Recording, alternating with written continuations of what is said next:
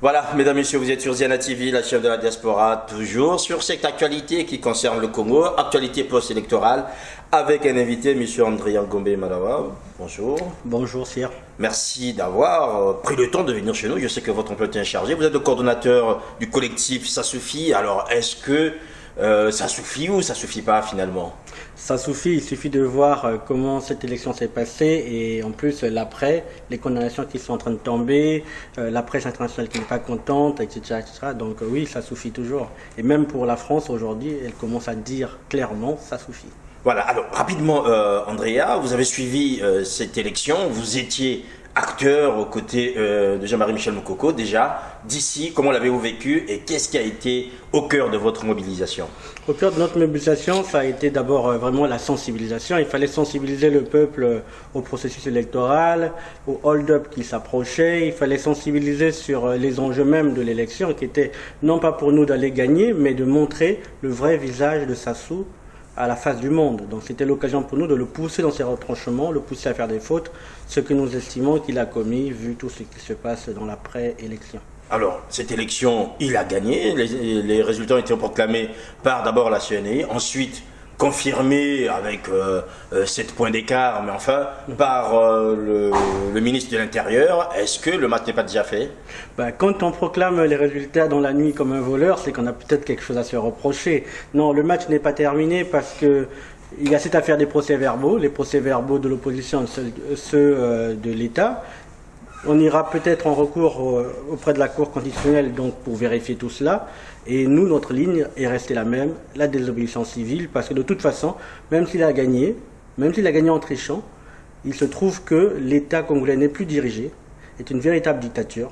Nous l'avons vécu avec le fait que l'Internet a été coupé durant 4 jours, le fait que des journalistes étrangers sont agressés sans que aucune autorité ne soit joignable. Donc nous sommes dans un pays où on agresse des journalistes étrangers internationaux et aucune autorité n'est joignable. Voilà. Nous sommes dans un pays où se réunir contre un de l'opposition mérite de se faire tabasser, comme ce qui s'est passé récemment à Diata.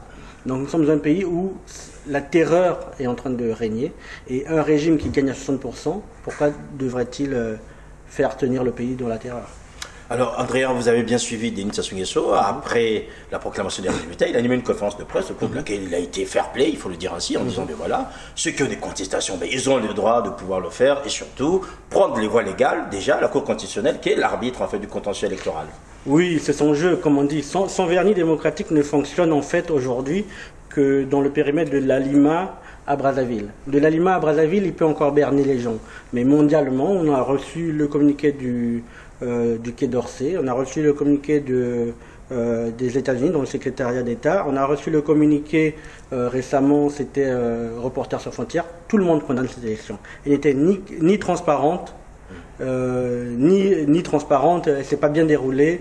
Il y a eu des violences, ce qu'on a très peu signalé, mais il y a eu des violences. Il y a eu des interdictions de sillonner le pays, il y a eu des interdictions de vol. J'ai des gens à Ouesso, un jeune qui a condamné le fait qu'il y avait un bureau fictif, est toujours en prison, Ilich Djega qui est en prison pour avoir dénoncé les fraudes. Dans quel pays, pour avoir dénoncé une fraude, on est en prison? Donc cette élection, elle amuse la galerie, mais elle n'amuse personne, elle ne fait rire personne au-delà du pouvoir. Alors, il faut aussi dire que la position de l'opposition ne fait pas rire Denis Sassou Nguesso, puisque dans certains quartiers, notamment les quartiers sud de la capitale, il a fait déployer les forces de l'ordre pour garantir la sécurité et la sérénité des populations, d'autant plus que l'opposition appelle à la désobéissance civile et ce que certains redoutent comme incivilité. Oui, mais ça c'est aussi une grande technique de Denis Sassou Nguesso. Il déploie l'armée dans les quartiers sud, il paye des jeunes désœuvrés pour défiler dans les quartiers nord pour pouvoir jouer sur la fracture ethnique. Donc c'est un entrepreneur de la haine, il a toujours été, il continue à l'être. Mais je peux vous révéler qu'aujourd'hui, que le samedi précédant l'élection, 2 bureaux de vote ont brûlé dans Talangaï. Cette information n'a pas été relayée. Donc, y compris même dans ce qu'il considère comme Sébastien, aujourd'hui, la contestation monte. À Kangabanzi, les militaires sont déployés parce que les jeunes qui vivent à côté des érosions n'en peuvent plus. À Makwa, le maire est en fuite parce que même là-bas, au nord, ils n'en peuvent plus. À Ouesso, les jeunes étaient descendus dans la rue le vendredi en soutien à la mobilisation du général à Brazzaville, à Poto-Poto. Ils étaient descendus dans la rue pour réclamer le départ du président. Mais comme c'est des zones peu couvertes par les médias, comme c'est des zones isolées, Hélas, l'information y arrive lentement, mais je peux vous certifier que la contestation, elle est générale, elle est nationale. Alors aujourd'hui, Denis Sassou Nguesso a déjà acquis et tout est rentré plus ou moins dans l'ordre au niveau des institutions. Est-ce que vous craignez pas qu'aujourd'hui, le match, on ne va pas le refaire, mais quand même que ça soit, je dirais, peine perdue de pouvoir mobiliser autant d'énergie, d'autant plus qu'il est en train de s'installer quasi normalement? Déjà, il n'a pas encore été investi, donc les recours sont là. Et nous l'avions dit, pour nous, les gesticulations de Denis Sassou Nguesso ne nous intéressent pas. Notre discours s'adresse directement au peuple congolais, s'adresse directement à ceux qui disent combattre contre lui, pour leur dire le pays deviendra ingouvernable. Il ne pourra plus jamais gouverner ce pays dans la paix. Il n'aura plus jamais la quiétude qu'il a eue les 14 dernières années. C'est terminé pour lui. C'est terminé pour lui, c'est terminé pour son clan. Nous avons activé tout le lobbying que nous pouvions. Le Washington Post a fait un article monstrueux sur le monsieur. Le journal Le Monde le fait, Libération le fait. Les condamnations ne font que pleuvoir et elles vont aller crescendo, elles vont s'accentuer. Nous espérons atteindre un jour des condamnations économiques, peut-être un jour un embargo, peut-être un jour une condamnation, donc la CPI, donc un mandat d'amener pour l'empêcher de voyager, etc. Ça ira crescendo. Cette façon de diriger le Congo, dans le mépris de la vie humaine, dans le mépris des gens, c'est terminé pour eux. Le procureur Okongakala est intervenu hier à la télévision pour indexer votre poulain J3M, qui serait ou qui devient un fauteur de troubles. Faire un coup d'État contre Denis Sassou Nguesso, c'est un acte civique hautement honorable aujourd'hui. Faire un coup d'État contre ces institutions corrompues est le devoir de tout citoyen capable de le faire.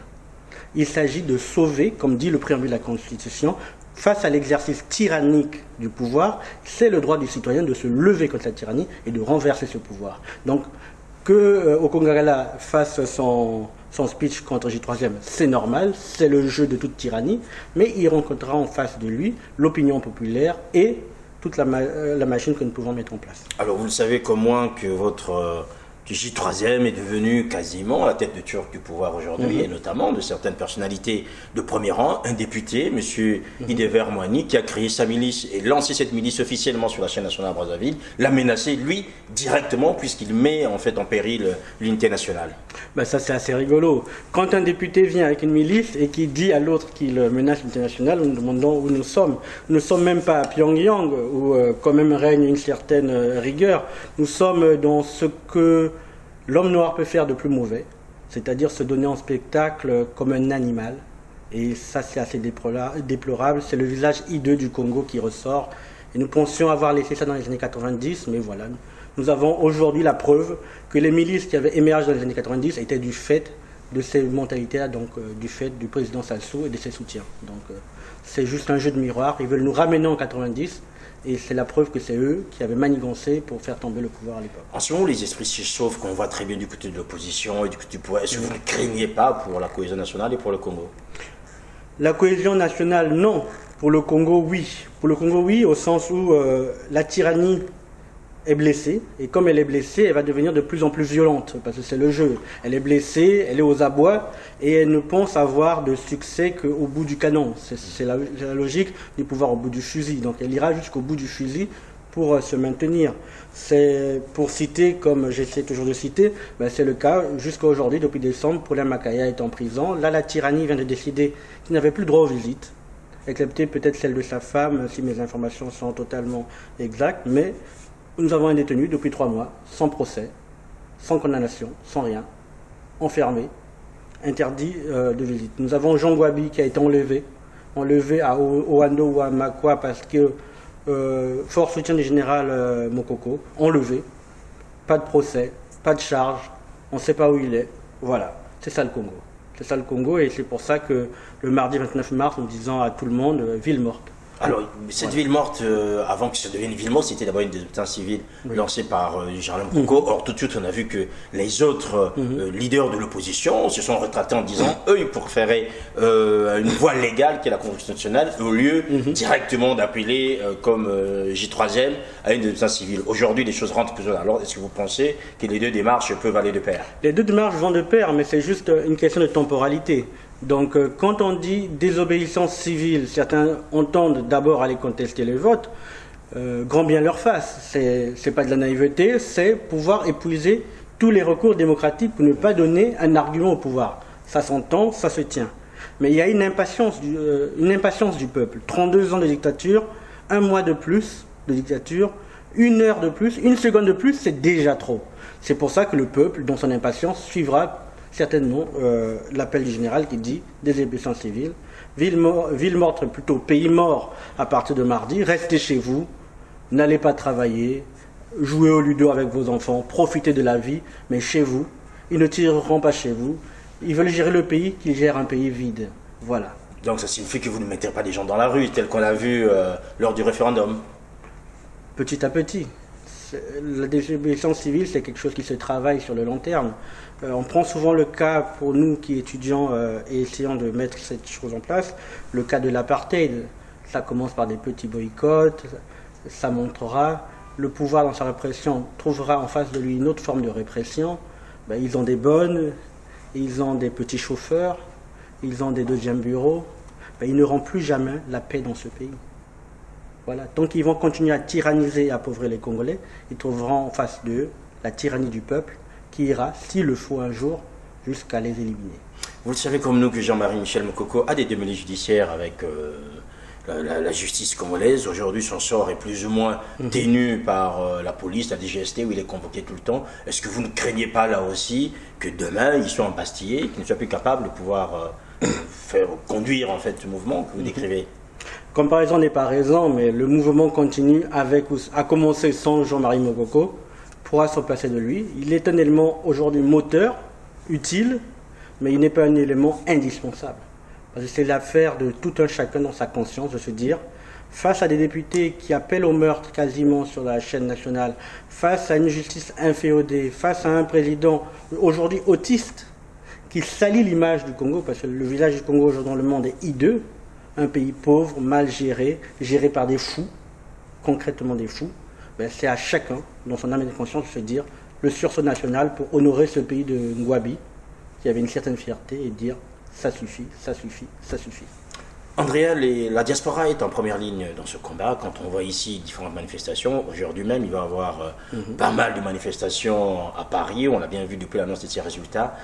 Que peut-elle faire encore après tout ça? Parce que la diaspora n'a pas autant de moyens, de levier pour faire bouger la situation à Brazzaville. Elle n'a pas pu le faire durant le référendum. Et là aussi, on voit que des gens sont quasiment atones. Enfin, on ne sait pas qu'est-ce qu'il faut faire. Non, ils ne sont pas atones. Déjà, la diaspora, ce qu'elle peut faire et qu'elle fait très bien, c'est de financer. Elle a une capacité que les gens au pays n'ont pas, c'est la capacité financière. Vous prenez 1 euro, c'est 650 francs CFA. Vous prenez 10 euros, ça fait 6500 à peu près. Donc, à chaque fois, vous pouvez mobiliser en donnant un peu à tous ceux qui veulent agir. Parce que rester à la maison, ça a un coût. Donc, en nous disant ville morte, ça a un coût pour celui qui est au pays. Le fait de supporter la ville morte financièrement permet à celui qui n'ira pas travailler de trouver la compensation du fait qu'il ne parte pas travailler. Et ça permet de réussir le mouvement.